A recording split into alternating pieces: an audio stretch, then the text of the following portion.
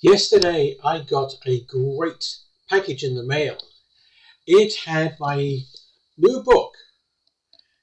Well, it's an old book, but it's a new edition, the 5th edition of the guide that I first wrote for the Institute of Internal Auditors quite a few years ago now, about how to develop a SOX compliance program that is not only effective, but is efficient.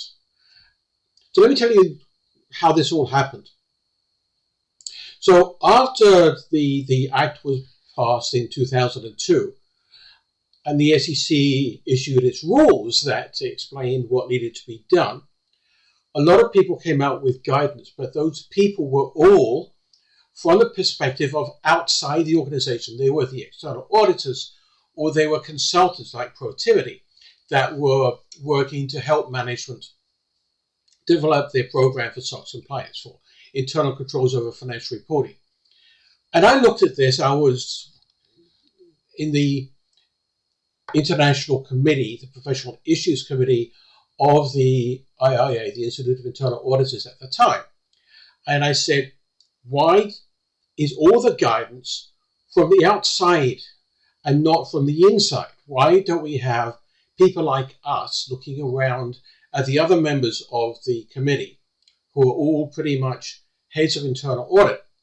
Why don't we have guidance from people like us, who not only understand internal control and financial reporting, but understand what it's like to manage the business, to have the right controls, the right internal control processes?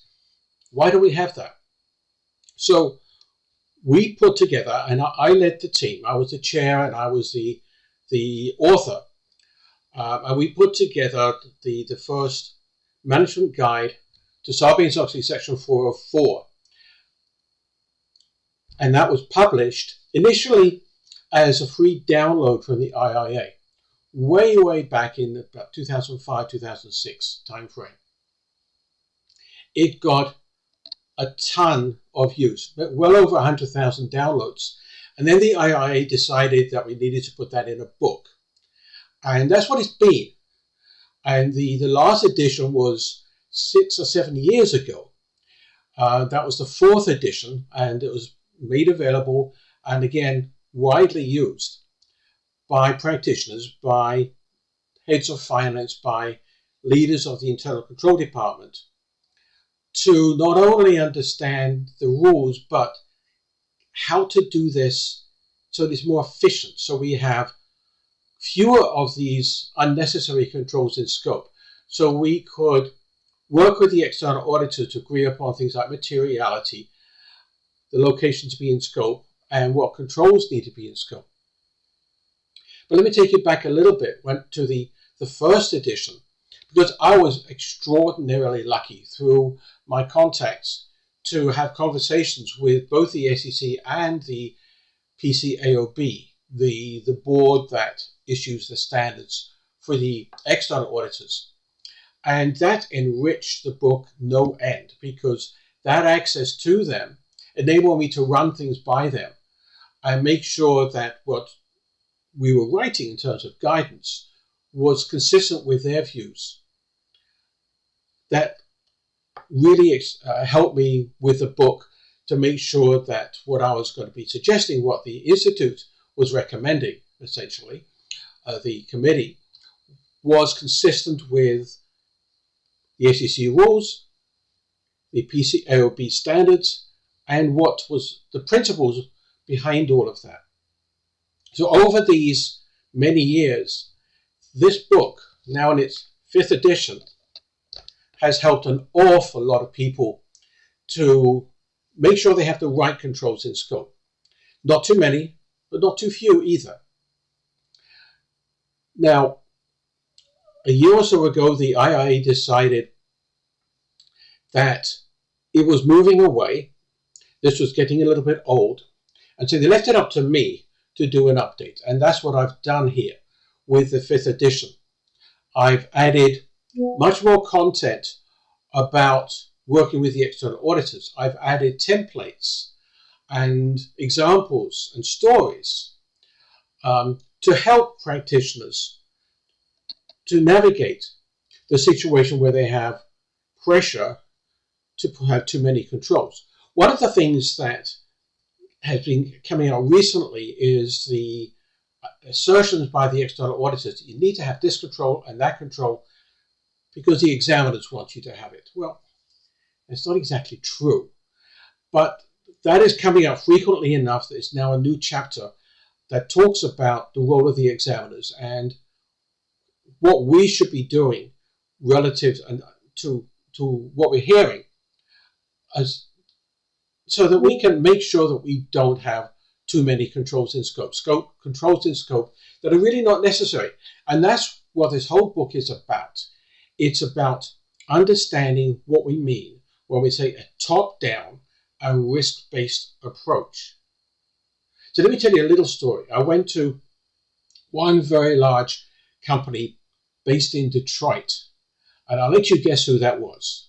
But it was a beautiful view from their conference rooms over into Canada. Anyway, I went over there to talk to them. They invited me up to talk to them about internal audit, about risk management, and about Sarbanes-Oxley.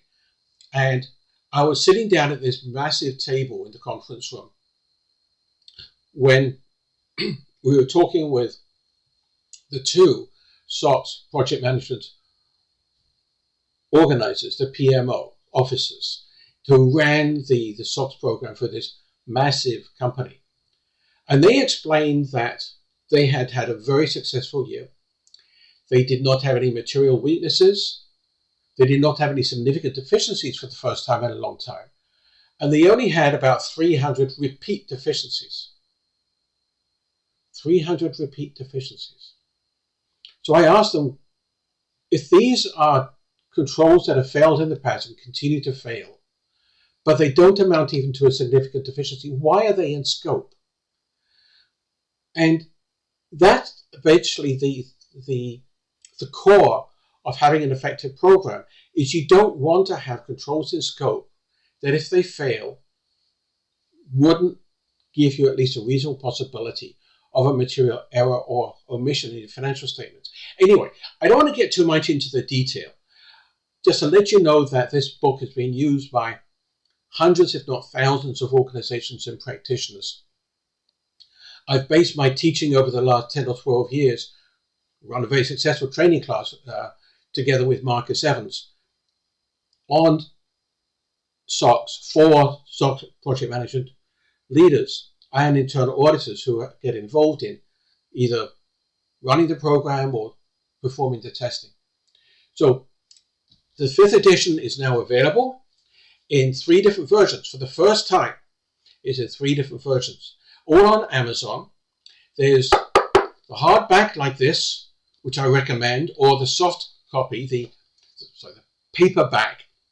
And I recommend those because that means you can go through and you can highlight and use as reference sections that you find to be useful.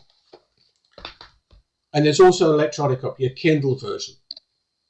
I don't recommend that, but it might be useful if you just need to have it available for quick reference rather than carrying the book around the whole time. The book has a ton of quotes and excerpts from the standards and the guidance.